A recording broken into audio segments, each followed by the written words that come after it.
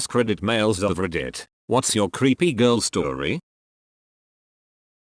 Valentine's Day of my junior year of high school, 2 girls asked me out. One was super cute and timid, and I liked her a lot. The other had a boyfriend. After turning the second girl down, she went to her boyfriend and told him to beat me up because I was at fault for making her want to cheat on him. Her boyfriend apologized to me and broke up with her in the same sentence. We both received death threats from that girl for multiple weeks after that. Girl stole my jacket and made a shrine to me with manga style drawings of her and I making out. Were the drawings any good? So my girlfriend who used to be friends with the crazy chick told me, nope, they were pretty bad.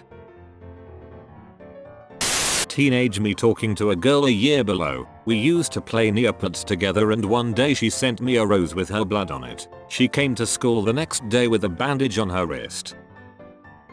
My first GF had a rough home life and when I tried to break up with her she said she would kill herself, so I backpedaled. This happened multiple times until one of her friends confided in me that she bragged about it to her because she hates being single and was trying to date other people until he was replaced before breaking up with him. I dated this girl one summer during high school. She seemed nice enough and we kind of hit it off at a church function. Until my summer schedule started. I went from working evening at a local fast food joint to working overnights and I guess she couldn't cope. She would call my house and accuse my mom of lying for me and demand she tell her where I really was. She'd drive by all night and would even wait for me to get home at 6 or 7, still in my work uniform, and accuse me of cheating. Eventually she'd start calling me every hour or so at work, which as you can imagine my managers just loved. She did not take the breakup well, threatening to kill herself. She threatened to kill me, and she threatened to kill my dog. When I started dating a co-worker towards the end of the summer she threatened her too. Lied about being married and wore a ring on her ring finger as proof of being married as a means of showing interest and trying to provoke me to cuckold a man that doesn't exist. She also sent a text to someone else right in front of me where I could easily see and clearly about me. It was about how he can't court a woman in another attempt to provoke me to somehow be interested in her. Never mind the fact that she already made herself out to be a liar and someone to avoid. Blocked her number because she would text me every day when I refused to reply anymore after telling her I didn't want to talk. 2 years later I unblocked it out of curiosity and she is still texting me daily. I sure hope I never run into her in person again. Edit. Just woke up to see this blew up. Guess it's time to unblock her number to see if she sends a text today. Edit 2. Their IT is boys. Another text. My ex-wife is definitely the creepiest girl I've ever known. She once told me she stood over her dad while he was sleeping with a knife and fantasized about killing him. Literally had the knife at his throat before her younger sister walked in. Then she said she liked to watch me sleep. She also said after marrying me that I was only supposed to be a practice boyfriend. She said she wanted to draw on my back so I'll let her, and after I fell asleep she got bored just drawing, so she pulled a razor blade and tried tracing her drawing. She also put in a few piercings when I was drunk. Despite all the nutty things she did when we were together, there's still nothing compared to the hell she's put me through once we split.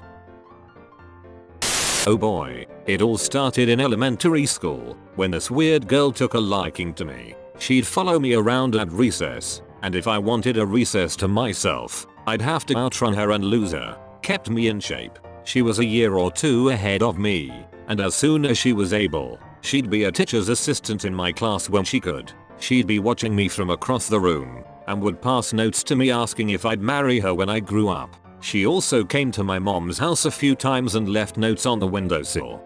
Fast forward to high school, where we landed in the same film arts class. I was usually a cameraman, but when I was in the editing room, there she'd be. She had a face like the man in the moon, round, blank, and gave you the sense that you might look out your window one night and see it looking back in at you. She'd be ogling me from across the room, inching her chair closer and closer, and complimenting me on virtually everything. She likes my clothes, jewelry, hair, and eventually, she wants to kiss me and date me. I was an awkward teenager, so I just dropped lots of hints that I wasn't interested, which she either didn't understand or just didn't give a damn.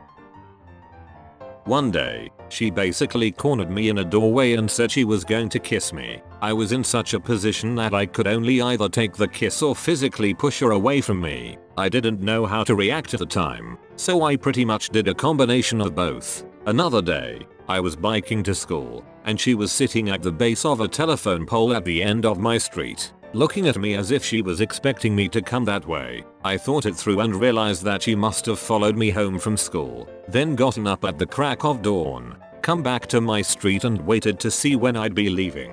This happened a few times, and I didn't tell anyone, because I thought my family would make fun of me.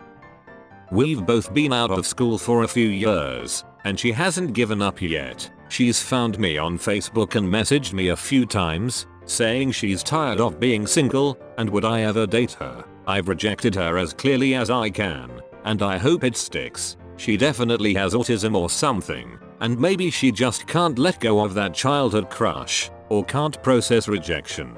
I hope she gets the help she needs. What was really infuriating was when I went to my family for advice. They were all like, AWW, she likes you and you should give her a chance. We need to teach our sons and daughters that stalking people is not okay.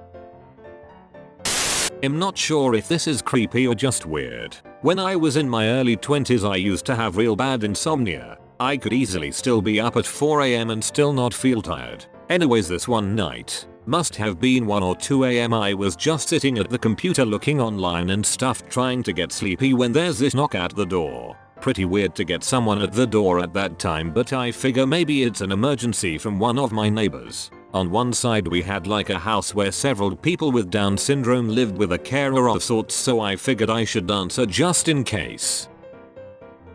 So anyway, I answer the door and there's this random girl I'd never met and didn't recognize at all. She was dressed in everyday clothes, not like someone who'd been out to the pub or whatever. Just jeans and a hoodie, and doesn't seem to be intoxicated in any way. She says she was told there was a party at my house, but I told her there wasn't. There was just me home alone trying to get tired enough to sleep.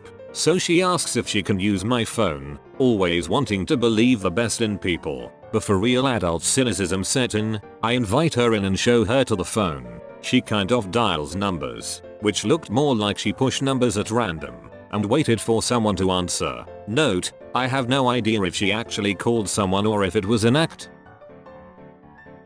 After about 10 minutes of this she gives up and claims she is actually homeless. Now, not to try and stereotype or anything, but her appearance didn't suggest she'd been sleeping rough at all. Her clothing was casual style but not grubby, frayed or worn out in any way, so I was kind of suspicious, but okay. I googled the nearest shelter and there was one about a mile away. Certainly walking distance, so I agreed to walk her there. It was the middle of the night after all. On the walk she starts trying to hold my hand, stroke my arm, that kind of thing, until we get to the end of the street where the shelter was. She says she's in love with me and we should go back to my place, etc. I'd known her for less than an hour and never talked to her or seen her before that night, so I'm a little freaked out and tell her I'm not interested and that I'm seeing someone. An obvious lie since I'm home alone looking at video game forums at 2 AM on a Friday night, lol. I point down the street and tell her the shelter is down that way and that I need to go home now. She finally leaves me but walks off in the complete opposite direction, and I just walk home via a different route, in case she followed me, hoping she might have forgotten which way we came. I was mostly just confused, not really as creepy as other stories here, but it sticks out as one of the creepier experiences I've had with a girl. Never saw or heard from her again. Not me. I luckily dodged most of the crazy girls, but my friend in high school had a doozy of one. She was in the cosmetology program at school, and was honestly decent with hair. He and her had been talking somewhat, nothing too serious, and he offered to let her cut his hair as practice on guys, as she didn't often get practice cutting guys' hair. When he went over there a few weeks later to drop off a calculator he had borrowed to take the SAT that weekend, she led him upstairs. On her wall, she had nailed pictures of him that she had taken without him knowing at school, as well as pictures she had taken off of his Facebook, and framed a picture she had taken of her and him together. And apparently, so he says, on that wall was a baggie of his hair that she had saved from when she cut his hair, and nailed it to the wall. She'd later go on and basically declare her love for him for years in texts even after high school. He and I kinda fell out, but I think she got over it as she's engaged to someone else now.